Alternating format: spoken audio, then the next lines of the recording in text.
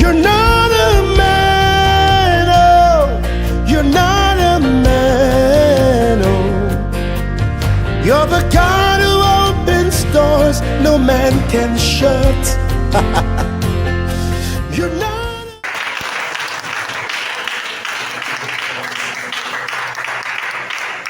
Il savait que les hommes devaient chercher à détourner ta carrière. Il savait que tu devais naître dans une famille où il y a les décrets qui contredisent le progrès. Il savait que tu devais naître dans une famille où on a vendu même les enfants dans la sorcellerie, où les gens combattent pour que les enfants ne réussissent pas. Il savait que tu devais naître dans une famille où on fait des pratiques.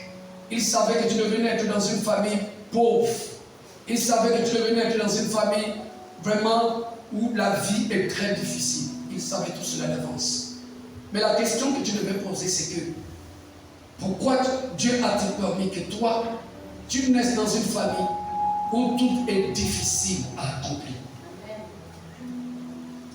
Pourquoi pas dans la famille? Amen. Amen. Parce qu'au moins là-bas, tu vas trouver l'héritage. Tu ne casses pas le corps, il suffit que tu fasses partie de la famille. Je crois que ta carrière est quelque part assurée. Amen. Pourquoi Dieu ne t'a pas envoyé là-bas? Il y a beaucoup qui sont là, il y a beaucoup qui sont riches, qui cherchent d'enfants mais qui n'ont pas. Pourquoi Dieu nous envoie, même chez ceux-là qui ne veulent même pas faire beaucoup d'enfants? Parce qu'il n'y a pas de moyens. Mais c'est là qui permet que tu sors. Alors il y a ceux qui ont les moyens qui cherchent même des enfants, mais qui ne sont pas là.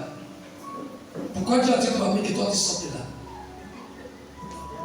Alléluia. Amen. En réalité, ce n'est pas un choix qui appartient à quelqu'un. S'il fallait faire le choix, je crois que moi là, je devais dire Seigneur, j'ai compris.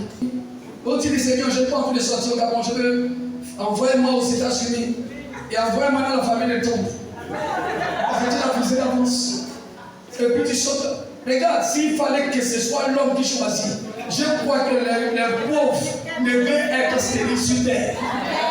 Ils ne vont pas avoir des enfants. Parce que tous les enfants devaient leur refuser. Tout le monde devait refuser de sortir de là.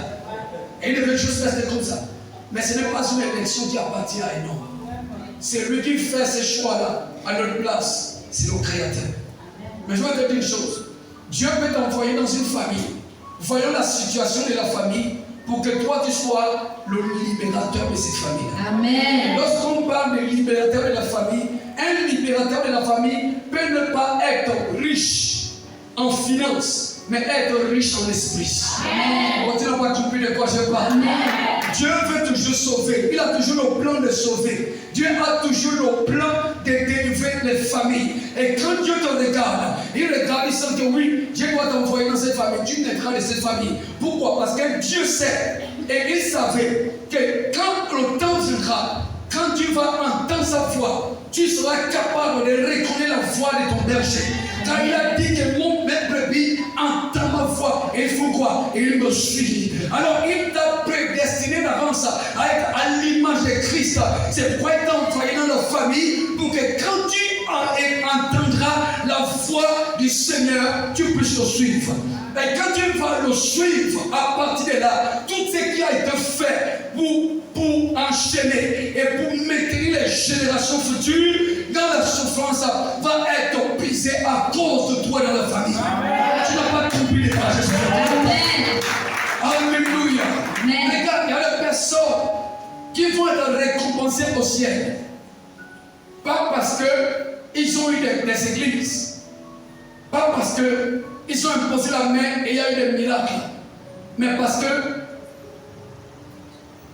ils ont marché dans la droiture devant la face de Dieu et ont permis à ce que, à travers eux, le plan parfait de Dieu puisse s'accomplir dans leur famille. Amen. Ça, c'est une vérité qu'il faut garder en esprit. C'est très important. Donc, Dieu lui-même nous a choisis. Il nous a envoyés là, il nous a envoyés. Et nous sommes sortis de là. Mais notre inquiétude, maintenant, ne doit pas être Seigneur, Seigneur, ma vie là, ma vie, oh ma vie, ma vie, ma vie. Pourquoi vous inquiétez de votre vie alors que vous ne possédez aucune capacité pour amener votre vie dans l'accomplissement? Au contraire, s'inquiéter de sa vie, s'inquiéter de son avenir n'est pas ce qu'il nous faut. Ce qu'il nous faut, c'est de chercher à ce que le règne de Dieu puisse atterrir dans nos vies. Amen. Parce que quand le règne de Dieu atterrit dans ta vie, tout ce qui est écrit concernant ta vie rentre dans l'ordre et commence à s'accomplir. Tu as besoin de l'accomplissement. Pourquoi tu n'as pas besoin encore qu'on te trace une vie? Parce qu'avant que tu ne naisses, Dieu avait déjà tracé ta vie. Mais tu as besoin maintenant de vivre l'accomplissement de ce que Dieu a planifié d'avance pour toi. Amen. C'est tout ce que tu as besoin. Tu dois vivre l'accomplissement. L'accomplissement du plan parfait de Dieu pour ta vie. Et pour qu'il y ait cet accomplissement, tu as besoin à ce que le règne de Dieu. You're not a man, no. You're the God of everything. There's no one like you.